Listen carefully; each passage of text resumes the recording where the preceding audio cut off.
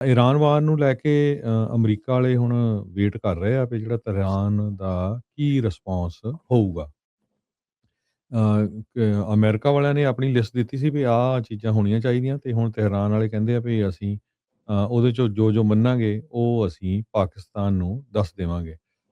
ਸੋ ਉਸ ਦੀ ਜਿਹੜੀ ਵੇਟ ਹੋ ਰਹੀ ਹੈਗੀ ਆ। ਬਹੁਤ ਸਾਰੇ business leader, consumer, politician, shipping companies ਹੋਰ ਬਹੁਤ ਸਾਰੇ ਦੁਨੀਆ ਦੇ ਵੱਖ-ਵੱਖ ਏਰੀਏ ਤੋਂ ਬਹੁਤ ਕਲੋਜ਼ਲੀ ਵਾਚ ਕਰ ਰਹੇ ਆ ਇਸ ਬ੍ਰੇਕ ਥਰੂ ਨੂੰ ਲੈ ਕੇ ਕਿਉਂਕਿ ਮੇਜਰ ਜਿਹੜਾ ਆਇਲ ਟੈਰਿਫ ਦਾ ਰਾਊਟ ਆ, ਉਹ ਇਸ ਟਾਈਮ ਟੋਟਲੀ ਬੰਦ ਹੈਗਾ ਆ। ਇਜ਼ਰਾਈਲ ਤੇ ਲੈਬਨਾਨ ਦੇ ਵਿੱਚ ਵੀ ਸੀਜ਼ਫਾਇਰ ਆ, ਤੀਜਾ ਹਫ਼ਤਾ ਹੋ ਚੱਲਾ ਹੈਗਾ ਤੇ ਯੂਐਸ ਦੀ ਸਟੇਟ ਡਿਪਾਰਟਮੈਂਟ ਕਹਿੰਦੇ ਆ ਭਈ ਉਹ ਦੁਬਾਰਾ ਕੀ ਫੇਰ ਇੱਕ ਦੂਜੇ ਨਾਲ ਮਿਲਣ ਜਾ ਰਹੇ ਹੈਗੇ ਆ।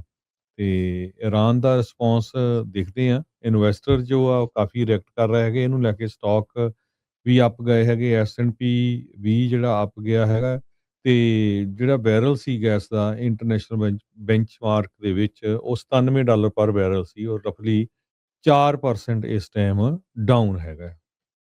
ਹੂੰ। ਜੀ, ਜੀ। ਬਿਲਕੁਲ। ਸੋ ਇਹ ਓਵਰਆਲ ਮਾਰਕੀਟਸ ਦੇ ਵਿੱਚ ਇਸ ਦੀ ਖੁਸ਼ੀ ਆ ਵੀ ਸ਼ਾਇਦ ਲੜਾਈ ਜਿਹੜੀ ਆ ਉਹ ਹੁਣ ਰੁਕ ਹੀ ਜਿਹੜੀ ਹੋ ਜਾਵੇ, ਜੋ ਕਿ ਲੰਮਾ ਸਮਾਂ ਹੋ ਗਿਆ ਹੁਣ, ਤੇ ਕਿਉਂਕਿ ਇਹਦੇ ਨਾਲ ਸਪਲਾਈ ਚੇਨ ਦੇ ਉੱਤੇ ਬਹੁਤ ਜ਼ਿਆਦਾ ਅਸਰ ਪੈ ਚੁੱਕਾ ਹੈਗਾ ਆ।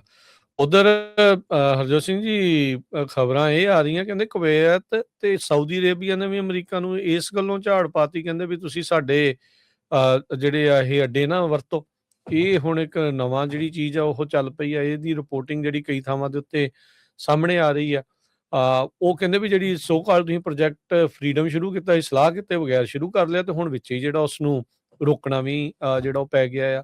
ਸੋ ਇਹ ਸਿਚੁਏਸ਼ਨ ਓਵਰਆਲ ਜਿਹੜੀ ਇਸ ਤਰੀਕੇ ਦੇ ਨਾਲ ਬਣ ਰਹੀ ਹੈਗੀ ਆ। ਸੋ ਦੇਖਦੇ ਹਾਂ ਕਿ ਕੀ ਬਣਦਾ ਹੈਗਾ।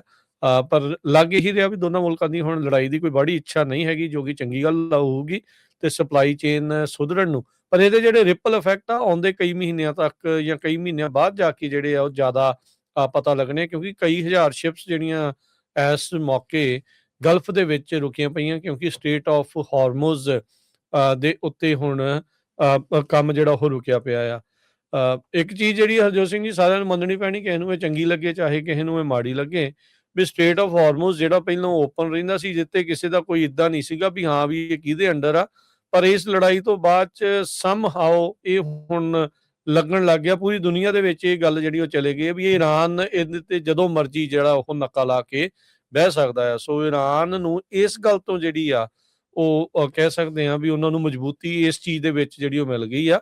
ਦੁਨੀਆ ਇਸ ਗੱਲੋਂ ਵੀ ਡਰੀ ਆ ਵੀ ਕੱਲ ਨੂੰ ਇਹਨਾਂ ਦਾ ਫਿਰ ਮੂਡ ਬਣ ਗਿਆ ਤੇ ਇਹ ਤੇ ਜਦੋਂ ਮਰਜ਼ੀ ਦੁਨੀਆ ਦੀ ਗਲੋਬਲ ਸਪਲਾਈ ਦੇ ਉੱਤੇ ਜਿਹੜਾ ਉਹ ਨੱਕਾ ਲਾ ਕੇ ਬਹਿ ਜਾਣਗੇ। ਸੋ ਲੈਟਸ ਸੀ ਕੀ ਬਣਦਾ ਆ, ਪਰ ਹੁਣ ਨੈਗੋਸ਼ੀਏਸ਼ਨਸ ਚੱਲ ਰਹੀਆਂ ਆ। ਇੰਤਜ਼ਾਰ ਕਰ ਰਿਹਾ ਅਮਰੀਕਾ ਵਾਲੇ ਕਿ ਈਰਾਨ ਵਾਲੇ ਜਿਹੜੇ ਇਸ ਡਾਇਲੋਗ ਦੇ ਵਿੱਚ ਕੀ ਅੱਗੇ ਕਹਿੰਦੇ ਆ। ਤਹਿਰਾਨ ਨੇ ਕਿਹਾ ਵੀ ਡਾਇਲੋਗ ਹੀ ਅਸਲ ਦੇ ਵਿੱਚ ਜਿਹੜਾ ਪੀਸ ਪ੍ਰਪੋਜ਼ਲ ਆ ਉਹਦੇ ਵਿੱਚ ਅੱਗੇ ਜਿਹੜਾ ਉਹ ਵਧਾ ਸਕਦਾ ਹੈਗਾ ਆ। ਤੇ ਕਹਿੰਦੇ ਵੀ ਇਲਾਕੇ ਦੇ ਵਿੱਚ ਜਿਹੜੀ ਸਟੇਬਿਲਿਟੀ ਆ ਉਸ ਨੂੰ ਮੁੱਖ ਰੱਖਦੇ ਹੋਏ ਜਿਹੜੀ ਆਪਾਂ ਉਹ ਕਹਿੰਦੇ ਵੀ ਇਸ਼ੂਜ਼ ਆ ਉਹਨਾਂ ਨੂੰ ਡਿਸਕਸ ਕੀਤਾ ਜਾ ਰਿਹਾ ਆ।